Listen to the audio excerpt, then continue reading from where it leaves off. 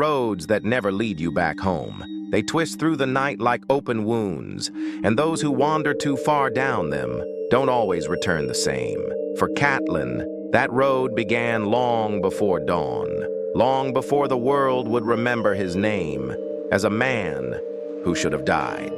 The first thing that broke through Catlin's haze was the sight of a police officer standing at the corner. It hit him like cold water, snapping him out of the wild, feverish trance that had carried him for miles. His breath came in ragged gasps. The cigarette trembled between his fingers. The red mist of rage and confusion began to fade, leaving behind only a trembling awareness and fear. He looked around. The narrow street was empty, except for the creeping light of dawn seeping like pale blood between the crooked rooftops of Chinatown. He didn't even know how he'd gotten there. He only remembered running, blindly, endlessly, as if something unseen had been driving him through the dark. And now he stood there, shivering, in front of a small shop whose wooden sign read, "Lung Wei." The door shook when he touched it.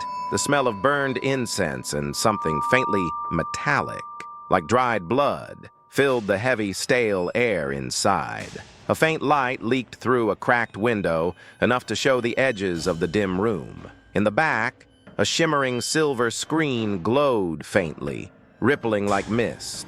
Behind it, a candle flickered, and beyond that, a man sat motionless in a cane chair, draped in a crimson robe. Catlin hesitated. His pulse pounded in his ears. There was something disturbingly familiar about this place, as if he had dreamt it before. Then the smell hit him harder. That same musky sweetness, that same trace of opium. It was the smell that used to linger in his wife's room. Blossom. She'd been an addict. She had brought that poison into their lives, into his blood, into everything. Catlin stepped quietly toward the glowing screen, his footsteps soft against the wooden floor. Then, the figure behind it stirred. Slowly, the man rose. His pale, wrinkled face appeared in the candlelight, framed by the dim glow. He smiled a strange, delicate smile. "Ah," he said softly, "you are here." At last, Catlin froze.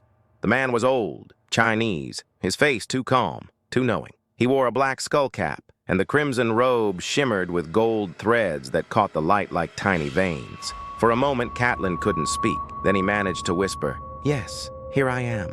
The old man's voice was gentle, almost kind. "You are not afraid, are you?" Catlin forced a dry laugh. "No, of course not." The old man nodded slightly. "That is good. You must believe that I only wish to help you." Catlin's heart thudded. His mouth went dry. He didn't know why, but he wanted to believe him. Lung Wei, that was the name on the door, regarded him with eyes that seemed to see through the shadows. "I have waited for you," he said softly. "So very patiently." Catlin tried to play along. "You must be mistaking me for someone else," he muttered. The old man's faint smile deepened. "Then perhaps you should go back," he said. "Back to the prison." The word hit him like a knife. Catlin's breath caught.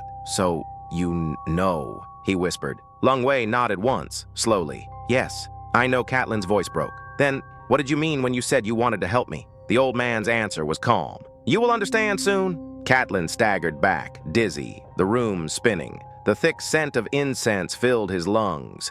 He tried to steady himself. "You want the truth?"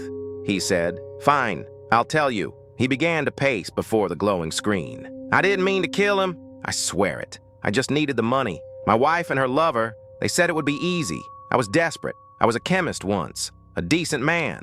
His voice cracked. "But she needed the drug, and I needed her." He laughed bitterly. It was Trent's gun. He was waiting outside with Blossom. They said the dealer wouldn't recognize me, but when I went in, things got out of control. I fired. I didn't mean to. God help me, I didn't. The old man behind the screen said nothing. I was caught, of course. The police came. They asked who was with me, who was in the car. I said nothing. Even when they offered to spare my life, I said nothing. He took a long drag from his cigarette, trembling. "Blossom sent me the drug, hidden in a cigarette paper. I swallowed it before they could take me to the chair. I thought it would kill me." Catlin's voice dropped to a whisper. "But it didn't." I woke up on the floor. The warden was gone. The priest was praying.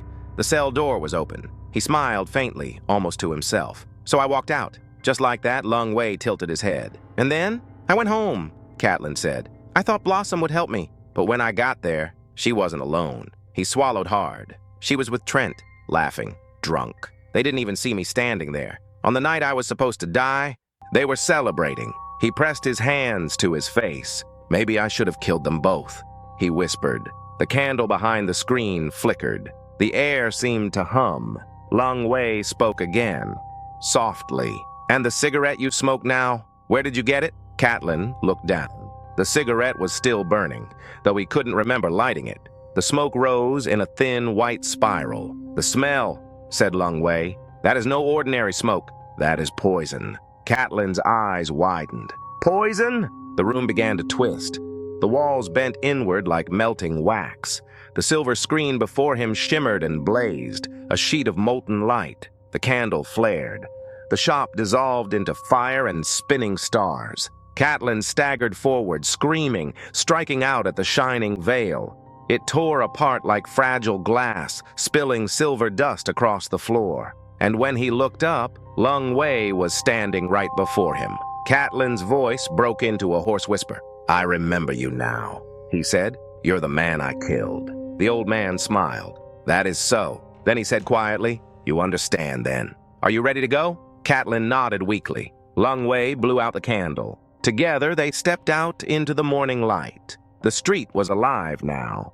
The rattle of carts, the cry of vendors, the distant wail of a factory whistle. And as the two figures walked away down the narrow street, the air behind them carried the faint drifting scent of dead incense and smoke.